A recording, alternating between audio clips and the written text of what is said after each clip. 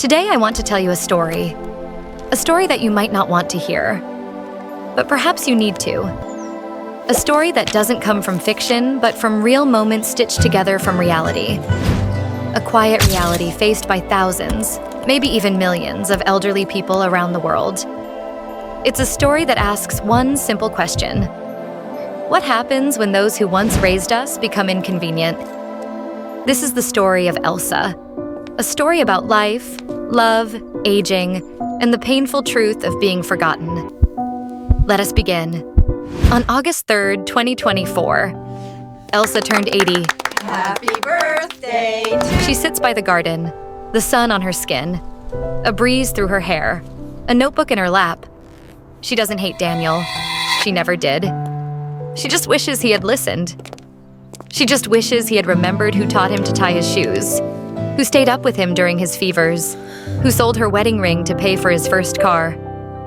She just wanted to matter. She looks out at the young volunteers watering plants nearby. She smiles and waves. A teenager walks over and asks her, "Were you ever scared when you moved here?"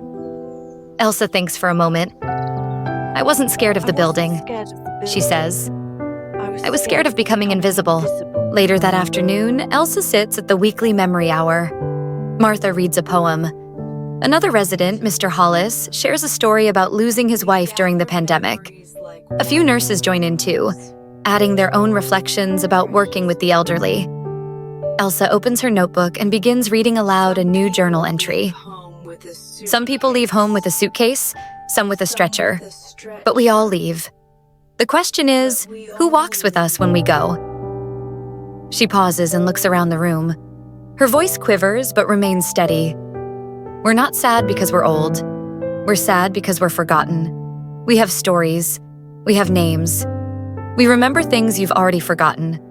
And all we ask is for someone to care while we're still here. Applause follows, slow and thoughtful.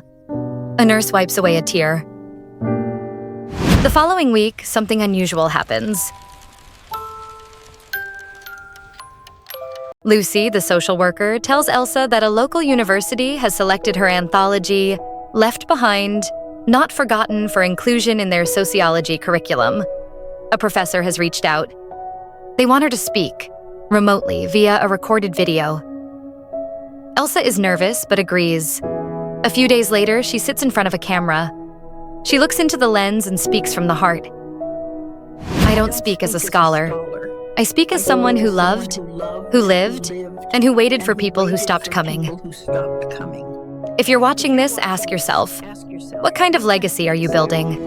Are you building something only for yourself, or for the people who once gave up everything for you? Her message is shared widely. It reaches community groups, church organizations, and families across the country. Letters start arriving at Santa Rosa Serenity Home. Strangers writing to say how her words touched them. Some even visit the residence. Elsa receives one envelope that takes her breath away. It's from Daniel. Inside is a photo of him, Ellie, and Jack, standing with a sign that reads, "We miss you, Mom. We're sorry." And a handwritten note, "I read your book. I'm ashamed it took a stranger's story to recognize your voice. Please let us come visit. Ellie's been learning to knit. Jack wants to plant a garden with you." Tears roll down Elsa's cheeks. She looks at Martha, who simply nods and says, "Told you. They always come back eventually. The good ones, anyway." So if you're hearing this, maybe you're thinking of someone right now. A mother, a father, a grandparent, an aunt. Someone you haven't called in weeks, maybe months. This story isn't to shame you. It's to awaken you. Old age homes are not evil places. But the reasons people end up there, those can be quietly cruel. Sometimes it's convenience. Sometimes it's fear. Often it's neglect disguised as practicality. Remember this: people like Elsa don't want everything. They just want something. Your time, your ear, your love. Because the worst kind of goodbye is the one where no one says anything. Elsa's story may be fictional, but the truth behind it is not. Let it be a reminder. Let it be a mirror. Let it be a beginning.